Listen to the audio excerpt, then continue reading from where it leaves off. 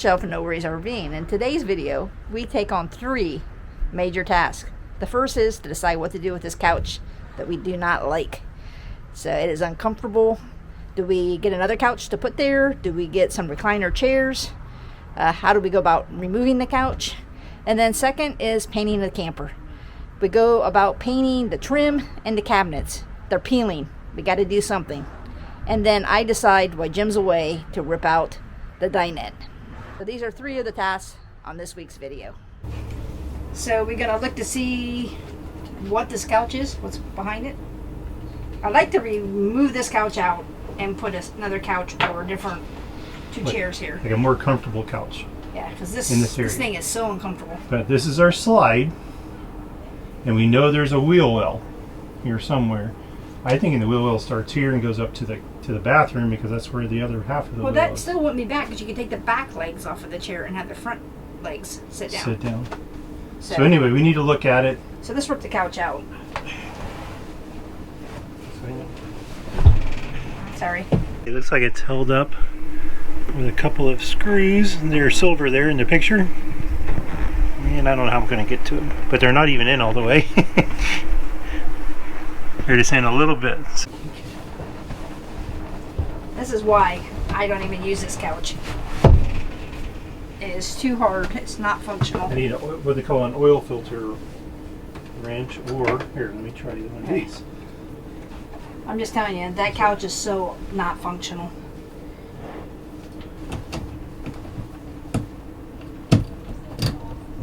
So you're removing how many screws on each side? 3 on each side. Why did they build this up so high? This platform that the couch was sitting on has to stay there. This is your slide mechanism that they put over top of the wheel well. Okay. We made some headway on replacing the couch here today. We actually went to a couple furniture stores. We ended up ordering something off Amazon because nothing is in stock here locally, or it won't be in stock for a long time, so they say. So we get that done today. Michelle's going to organize all my bits and pieces, they call them, screws, nuts, bolts, things like that. Electrical. No, what did you get? Got a bottle jack. Bottle jack, that's what to put our. We're going to put some super strut sumo springs on the camper and see how that goes. Anyway, I needed a bottle jack to do that with. And we did not have a bottle jack, so what would have happened if we would have gotten a flat tire? Yeah, we had nothing really to jack the camper up other than maybe rolling it over some of these blocks that we have to lift the other tire up. So it helps to have a jack to lift the camper up. We can change a tire if we ever needed to. And we've had this camper going on almost 3 years. Yeah. And we just realized that we didn't have anything to jack. Luckily, we never had a flat tire. I'm gonna hit the road to see what I can see. I'm gonna hit the road to be what I can be. I'm so tired of looking at these walls. I'm breaking free. I'm gonna do my thing. Baby, won't you come with me? I'm gonna do my thing. Decided to go ahead and paint the inside of the camper. We're not painting the walls, we're just painting the trim around because of, I think we had showed this before, it's peeling, the laminate's coming off, and it was coming off up there. So if you ever decide, sorry about the spinning, so if you ever decide to paint your camper, these blocks on a nano right up here, they have multiple nails in it, but once you pop these loose, the main board, the big long board, comes right off and you can sand them down. It's much easier than trying to frame it. We're not painting the walls, we're just painting the dark trim and the cabinets because the cabinets, the laminate is coming off. So we will show you as we do the project. Well, I should have recorded this, but I didn't. I ripped out the entire – side of the dinette. Not that side yet. This side. and Jim's not here. So it's something we want to do in the future, but I'm trying to do it to surprise him. So we'll see how surprised he is. At least it's ripped out. And then I got to start rebuilding it. So I have the first piece of the frame down here. It's nailed in. There's the piece up there. I got to get a piece back in here. The hardest part is the trim here that we just painted. And I'm just going to make a box to sit on, and that we can still get in and service the hot water tank. So we'll see how this turns out. But surprise, Jim. I have this frame done, this frame done, the board in the back, and the board on the bottom. So how do I get this board and that board? Well, before it was stapled, and I tried crown staples 1/2 inch, and I'm just not satisfied with it. So instead I bought brackets, cabinet brackets. I have them installed on both of these, and I will slide that on, and I already have the top board fitted. It's already been installed. It matches. It ends up giving us about 4.5 inches this way, which is great because now we can put a trash can there, and it moved it that way about 1.5 inches, 2 inches. So we have a little bit more space. Not much, but I didn't want to go any farther because of the pipes here. So, and then we'll figure out the rest. The frame is built. Now all I gotta do is mark this paneling where it needs to be cut. I have removed this side of the cabinet. The bottom part's pretty simple. There's a bunch of screws go in the wall, floor, the other part, and then this just pops off. There's a couple screws in there. The difficult part is this one. Looks like there's a screw coming in through the other side. It could bend when Jim put the shelf in, but I'm not sure how that's stuck on. So we're going to have to figure out how to get that off. And then saving these in case Jim wants to reuse them. But this part here is no good. So I'm going to pitch it, and I saved the paneling just in case there's something. I bet you $10 there's screws behind the paneling. So I'll just pop the paneling off in this top piece, which I saved from the other side. And then I can see what's behind there to get it off, and I'll show you once I get it off. Okay, so I was able to pop the top part. There were screws, but the only way you can get to them is under the paneling. And I don't have a crowbar, so I'm going to have to use my screwdriver to pop the paneling off to get the rest of this off. And then I'm just storing it in the back of the truck so that he can reuse some of the paneling to make our shelves. We're just going to make one row back here. We'll need the bracket there to bracket the table in, but when it sits, it'll sit right here, and we'll have 2 office chairs to sit in. That's the plan. But have some shelves and cupboards, maybe some roll drawers, a place to keep our shoes that we can actually get to, because this was totally, you can never get into it. Well, this is the plan, but this plan only works if the chairs fit where the couch was.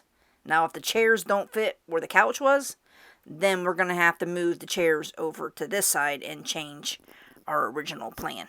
So that's yet to be seen. So just in case you want to know, once you get this paneling off, you can see the screws that take the frame off. They're behind the paneling. There's also some screws on the other side. There's a couple on the wall. Couldn't see because of the paneling. So, okay. So, couch removal. Here is the couch. It's on its side. And I did bring in one of the 2 chairs. Comes in 2 parts. I got to remove those 2 and those 2 2x4s because they are in the way, or Jim can remove them. But they need to be removed. The couch set on them. We're obviously, like he said before, we're going to have to cover the wheel well with something. But in order to get the couch out the door, which is right there, I need to take it apart. So I was looking. There are some bolts that look like they'd be pretty easy to unscrew. There's some screw bolts there. Some bolts there. And then there's bolts there and there. And down there and down there. And then there's the frame.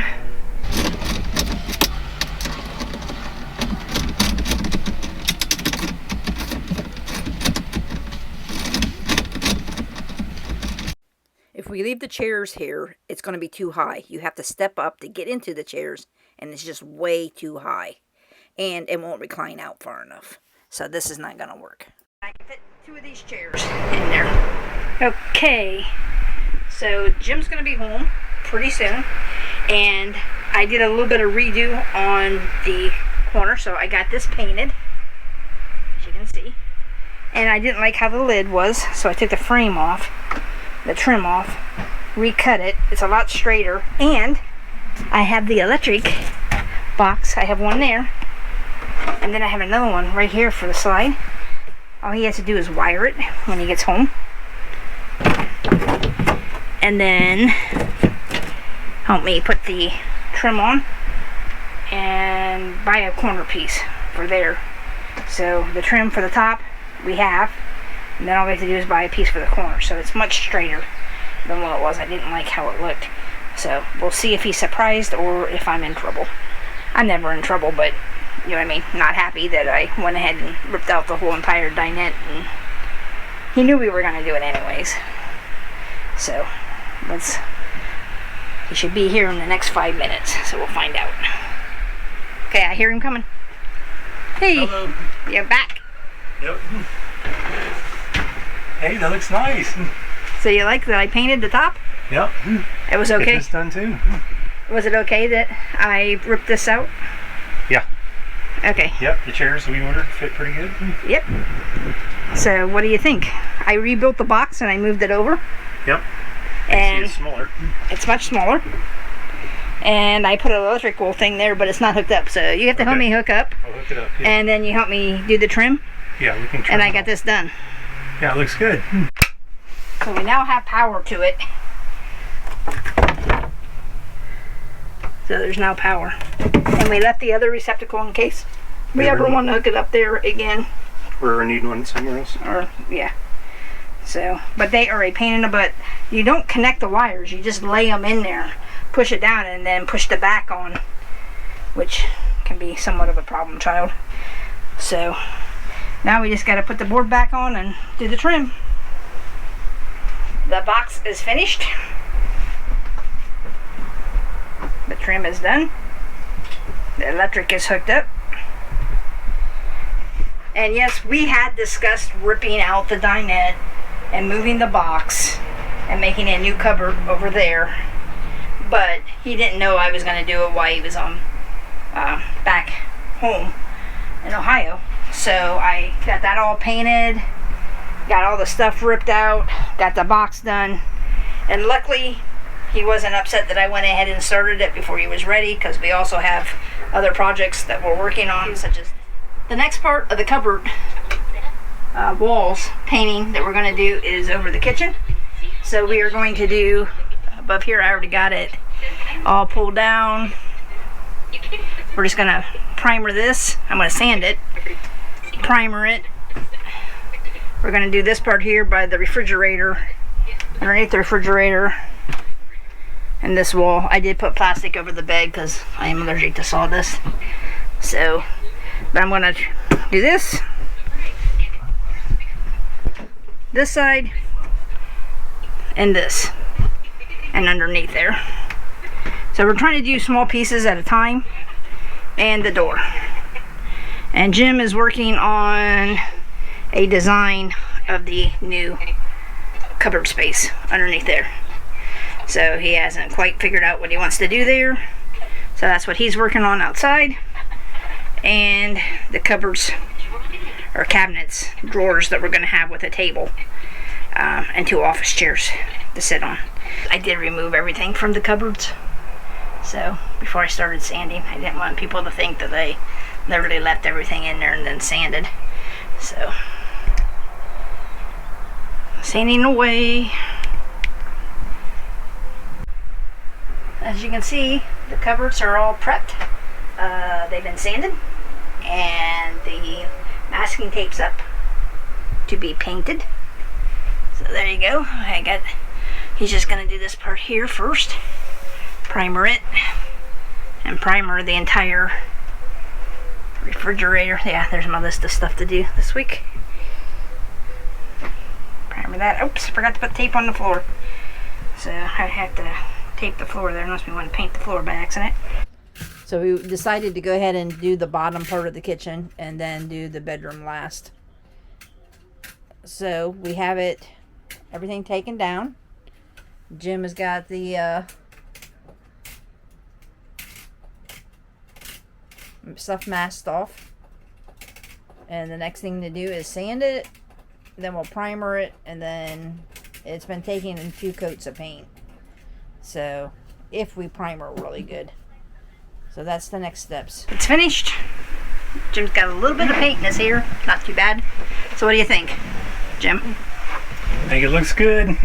So the bedroom, we did this to top. We didn't want to do the base of the bed, like I said. Turned out really nice. Cabinets are all done.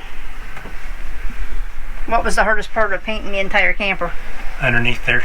Underneath the bed was the hardest part. Along that edge. Okay, so you can see the whole camper now. Did around the refrigerator. Of course, we should have a video of redoing the refrigerator itself. We redid the bathroom. Jim's in the way. We redid the bathroom. So there's the kitchen. Above. We painted the back of that. The box. 2 new chairs. We will have another video where we make a cabinet, put a cabinet in there.